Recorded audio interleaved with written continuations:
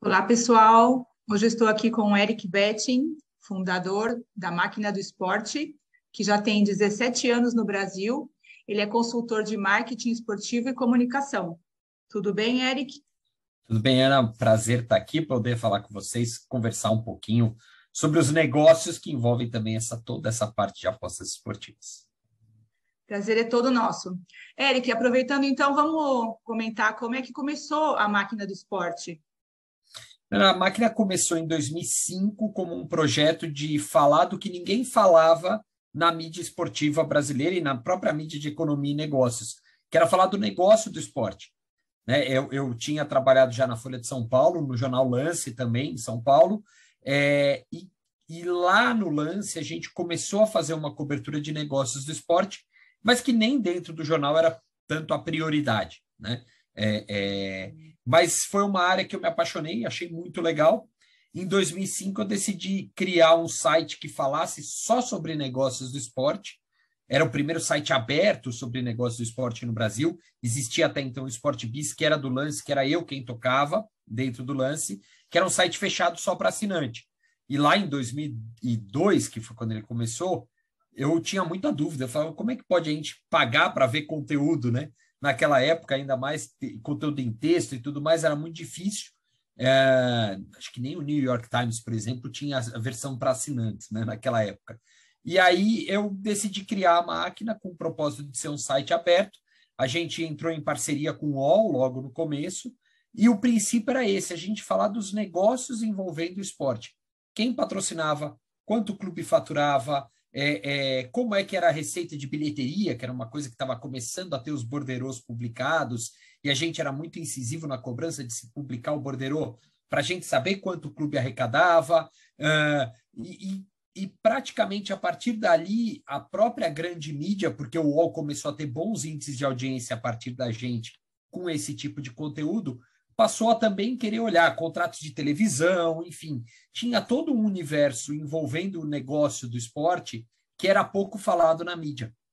E a gente começou a fazer essa cobertura praticamente sozinho naquela época, e aí foi legal porque a gente viu, ao longo de 17 anos que a gente já está, a grande mídia também vindo atrás desse tipo de história, o torcedor querendo buscar esse tipo de história. Lá em 2005, eu lembro, 2006, começou um primeiro movimento das apostas esportivas serem permitidas no Brasil, porque a gente teve aquele caso tenebroso de manipulação dos resultados, né, em 2005 no Campeonato Brasileiro da Série A, né? E desde ali se questionava muito, e aí começou a ter toda uma discussão, e a gente era um pouco até o líder nessa discussão na época, porque era um mercado que a gente sabia que existia de forma paralela e informal, mas que pouco se falava dele. Então a gente tentava mostrou como estava na Europa e tudo mais. Então, assim, a gente sempre tentou trazer esse outro lado do esporte, que não o resultado de dentro de campo, da quadra, da piscina, o que seja, né? E desde então a gente vem trabalhando nessa área dos negócios do esporte, que é onde a gente atua, e hoje abrindo leque, fazendo curso, seminário, fórum. Ano que vem a gente faz o prêmio Máquina do Esporte pela primeira vez presencial, enfim, com o próprio desenvolvimento da indústria esportiva no Brasil, a gente também crescendo cada vez mais esse negócio. Maravilha. E, Eric, hoje, como você analisa o marketing esportivo no Brasil?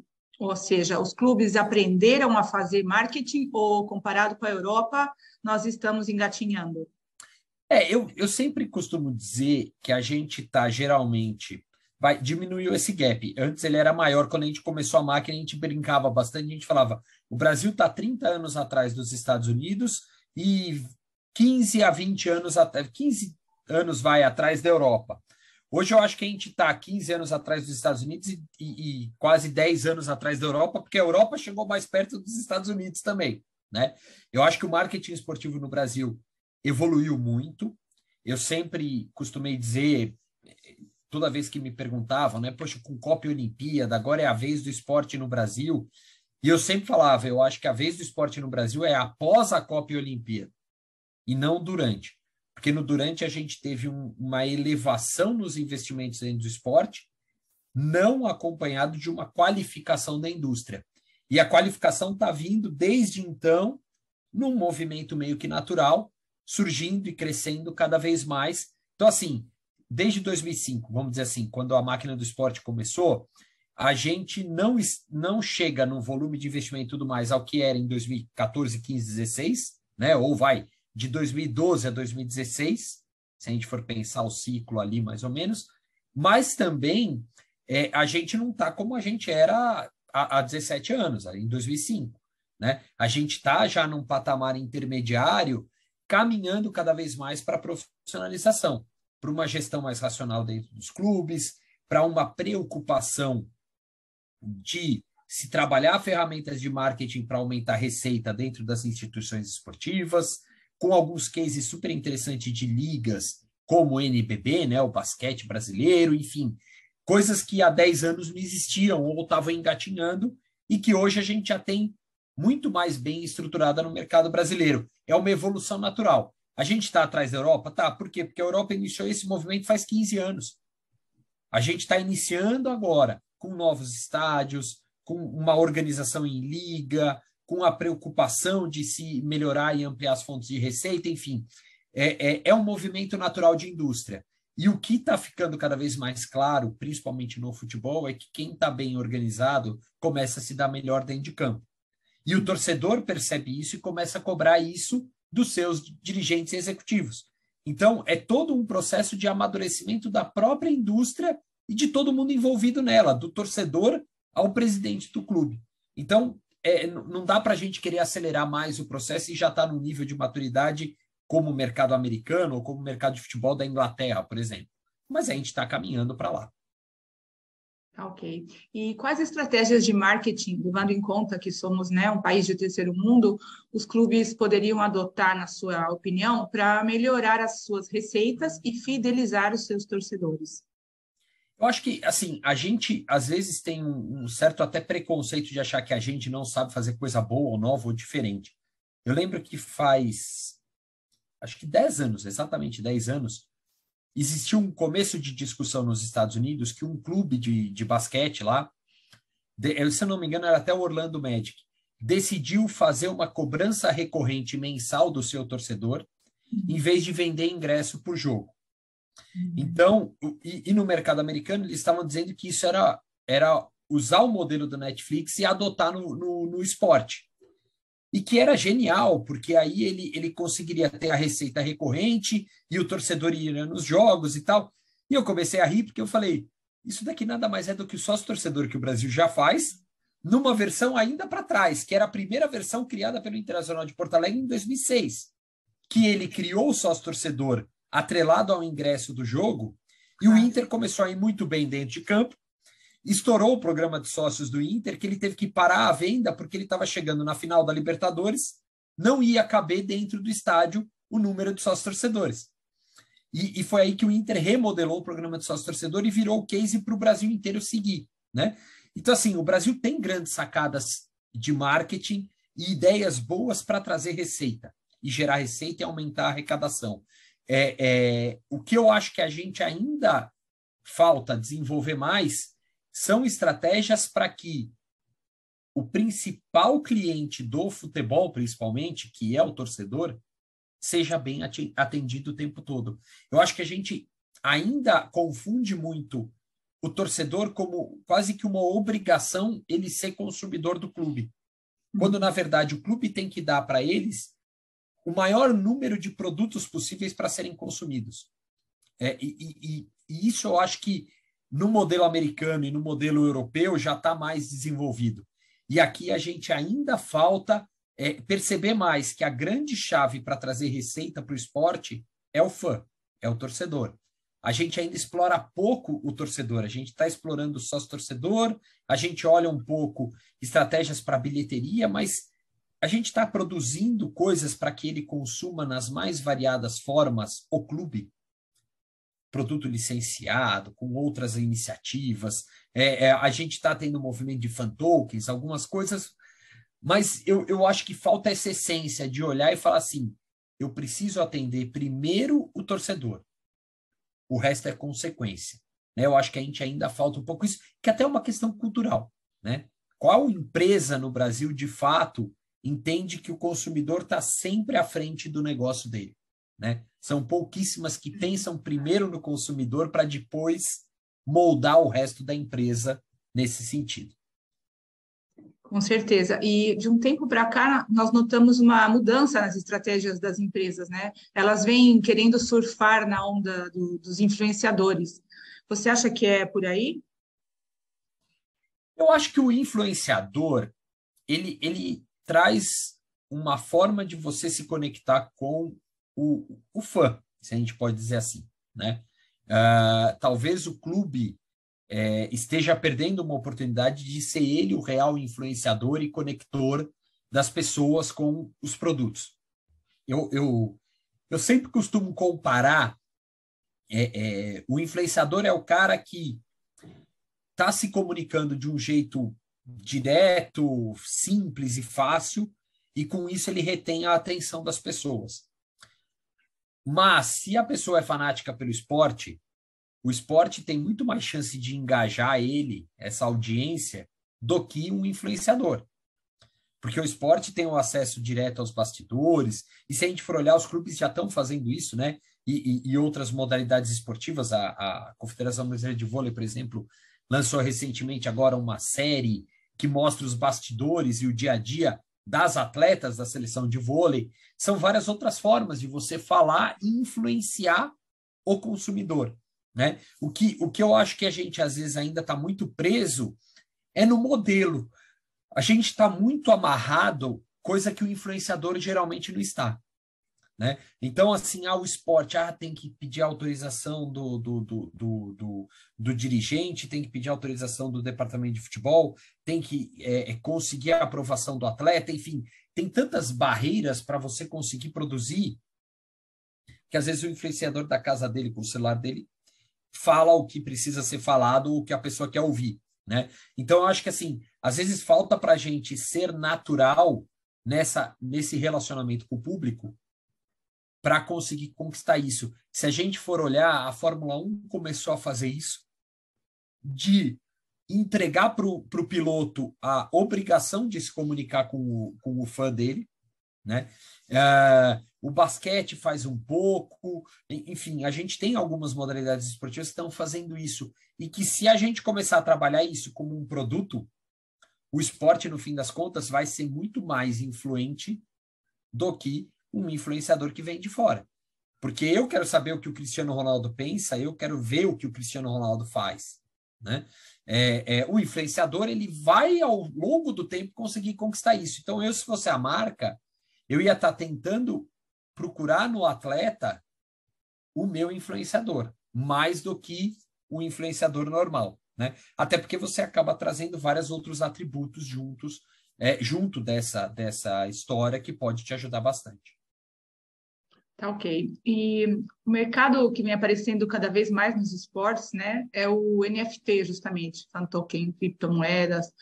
No Brasil, temos diversos times, inclusive a seleção brasileira, sendo patrocinados por empresas que estão nesse mercado.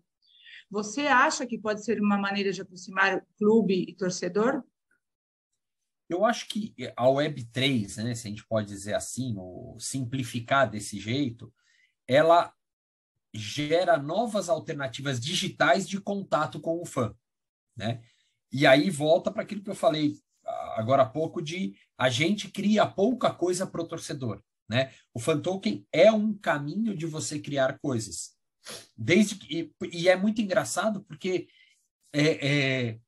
são coisas que já poderiam existir e a gente não faz, né? Eu vou criar um fan token para o cara ter um acesso exclusivo ao vestiário do time. Você não precisaria criar um fan token para isso. Você já tem essa propriedade, né? É muito engraçado a gente ver como a Web3 está se posicionando para ser uma espécie de uma facilitadora de ações e experiências no mundo físico. Só que isso já poderia ter sido feito. E precisou ser, vamos dizer assim, existiu o argumento do NFT, da Web3, da criptomoeda e do modelo da Web3 para que fosse começar a ser colocado isso em prática. É muito engraçado, né? Mas são coisas que já existiam. Por exemplo, o mercado americano faz isso de uma maneira consistente regularmente. Então, você tem aqueles que eles chamam de meet and greeting, né? Que é você ir encontrar o ídolo de uma ação realizada pelo clube. E geralmente essa ação é patrocinada por uma marca que vai aproveitar para se comunicar com esse torcedor que for a esse evento.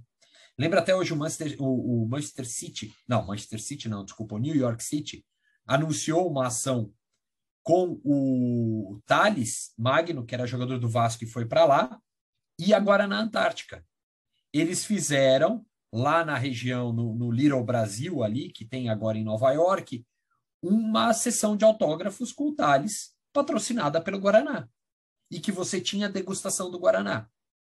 Era uma forma de você conhecer um atleta novo, que estava chegando no clube com uma expectativa, atleta jovem, brasileiro, tudo mais, atrelada a uma ação de um patrocinador, que no fim estava ganhando a experimentação de um produto que não é tão comum no mercado americano, que é o refrigerante Guaraná, e isso reverberando para todos os lados, né? Hoje, geralmente, a gente faz isso, vai ser um fan token que vai te dar o direito de... O Flamengo lançou agora uma ação com o Mercado Livre. A gente vai criar uma ação em que o torcedor vai poder votar qual é a camisa, mas só vai votar o torcedor que é dono do fan token do Flamengo. Não precisaria ser assim, mas usou-se isso como argumento para ser assim. Então, eu acho assim, a Web3 ela ajuda a trazer um conceito que já deveria existir, né? E no fim acaba sendo bom, porque para todos os lados é útil, né? Quem trabalha nesse mercado de Web3 está conseguindo criar relacionamento, está conseguindo ensinar como funciona a ferramenta, está conseguindo tirar preconceitos que as pessoas podem ter eventualmente em cima do que é a Web3. Então, no fim, todo mundo ganha, mas era algo que não precisaria da Web3 para existir, só que tá bom, é bom porque está sendo feito, né? No mercado mais evoluído, nos Estados Unidos e na Europa, já tem essa Web3 indo para um novo patamar de relacionamento mesmo para gerar mais receita para todos os lados, mas porque também esse mercado já está mais desenvolvido por lá. Tá certo. E paralelo a esse mercado, outro que vem crescendo também é o de apostas esportivas, né? Como é que você analisa a entrada de tanta casa de apostas no país nos últimos 4 anos? Eu acho que o grande problema que o Brasil vai ter que resolver de alguma forma é que a gente abriu, vamos dizer assim, a fresta da janela para existir a aposta esportiva legal no país, só que a gente abriu essa fresta e deixou ela lá para quem quiser entrar, né? Basicamente é o seguinte, o governo aprovou em 2018 a legislação dando a permissão para que as apostas ocorressem no Brasil, só que ele não criou as regras do jogo, ele não regulamentou a lei. E aí que é o grande problema. Por quê? Ao não regulamentar a lei, a gente abriu espaço para que qualquer um atue e, no fim, ficam desamparados nessa história o apostador, porque se ele tiver qualquer problema, ele não tem uma empresa organizada e situada, sediada no Brasil para resolver esse problema. Então, a jurisdição fica completamente aleatória, se a gente pode dizer assim. E, do outro lado, o próprio governo perde dinheiro, porque é um negócio que existe, só que não é regulamentado, então ninguém paga imposto. Então, assim, o governo é muito prejudicado e o consumidor é pode ser bastante prejudicado se ele não for remunerado da maneira correta pela casa de aposta, né?